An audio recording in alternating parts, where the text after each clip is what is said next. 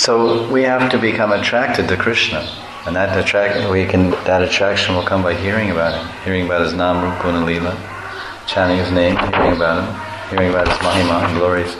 As we become more and more attracted, then we become more and more attached. Attachment grows by association.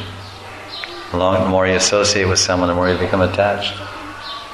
When you first got married, you weren't that attached to your husband.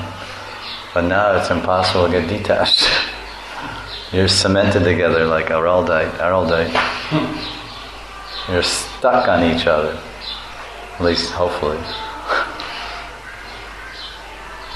So Krishna is like that. You have to. That's like guru or anything. The more you associate with someone, if there's some attraction, which means liking, it's called rag and dvesh. If there's some rag, some attraction, some liking, and you continue to associate with that object of liking or rag, then becomes rati, becomes asakti, becomes attachment. So if you like the guru, you have some rag for the guru, and then you associate more and more, then you become attached. Right? And that's the same. But as guru, you can see and interact, and seems more tangible. So the guru takes the principle of attraction and attachment, and he dovetails it. He folds the dovetailing and folds it up. He takes the principle of attraction and attachment, and he redirects the principle of material attraction and material attachment. He directs it. First, you become attracted and attached to Guru, then he deflects that and brings your attraction and attachment to Krishna. Because he's transparent. He's a transparent medium. So because Krishna comes as Guru, to what? To attract you by the sound vibration. Not the physical attraction. Gurus may be ugly or fat, thin, tall, anything. But by sound vibration, he attracts the consciousness. He attracts the heart.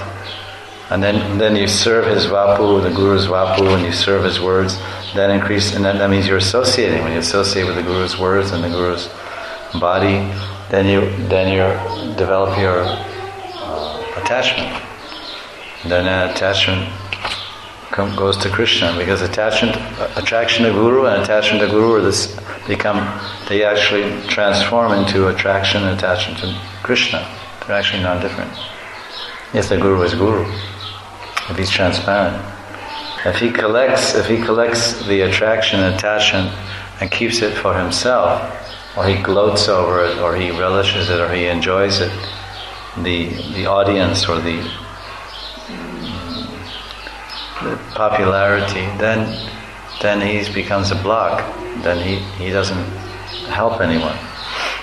No one gets helped. And by associating with such a guru, one's attraction and attachment for Krishna does not develop, does not arise, does not increase.